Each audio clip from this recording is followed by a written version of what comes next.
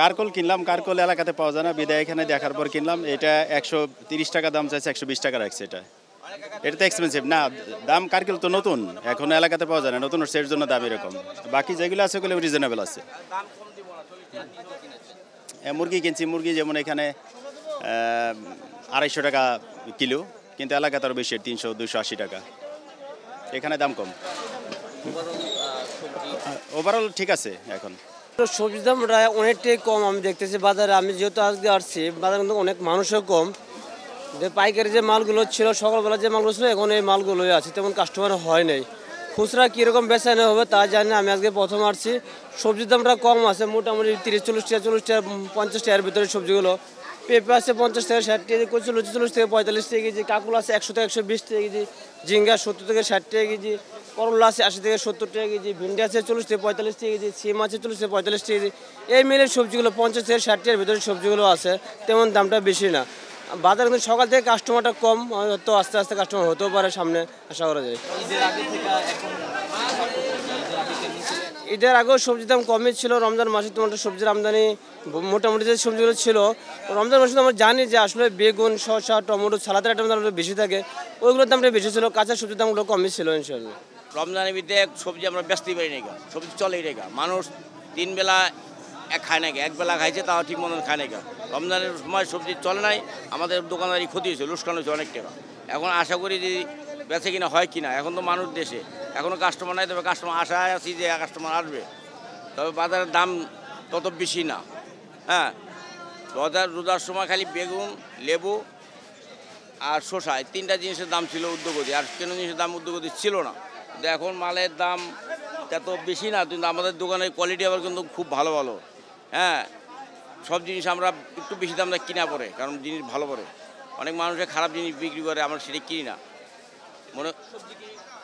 হ্যাঁ, ঠিকঠাক আসতেছে, সব মালে আসতেছে, কিন্তু দাম এখন ব্যাপারীরা যেন কমানে, আমরা কিন্তু কম কিনি। আবার 2 দিন ধরে বেশি কিনা হইতেছে না, 2-3 দিনের দোকান লাগে, কিন্তু বেশি কিনা খুব খারাপ, সুবিধা যাইতেছে না বেশি কিনা। মানুষ আশা করি যে মানুষ আসলেই বেশি কিনা ঠিক হবে। মাছের দাম বেশি, এই যে আপনার গাঙ্গের মাছ, জালরা মাছ পারে, মাছ এনে আইতে পারে না।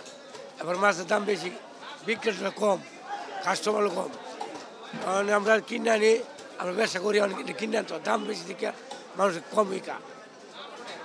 এই যে আপনার এটি মাছ আগে বেচতে 800-900 টাকা, এইরকম 1200 টাকা বেশি লাগে, 1200 টাকা কেজি। এই 400 গ্রাম মাছ, দাম বেশি, অনেক দাম। আসলে বাজার পরিস্থিতি ঈদের আগে যেরকম আছে এরকমই আছে।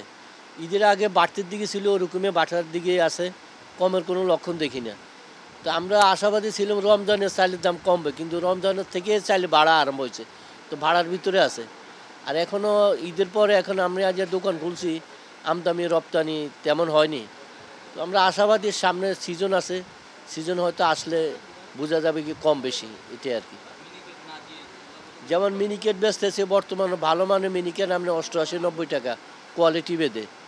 তারপরে নাজির চাইলে আপনার 80-85 টাকা। স্বর্ণা চাউল আছে, গুটি স্বর্ণা যেটা, ওটা আপনার হলো 52 টাকা 54 টাকা। তারপরে 28 হলো যে আপনার 60-62 টাকা। তারপরে আছে আপনার পলাশ চাল আছে, কোয়ালিটি বেঁধে আপনার 110 থেকে 20 টাকা 25 টাকা।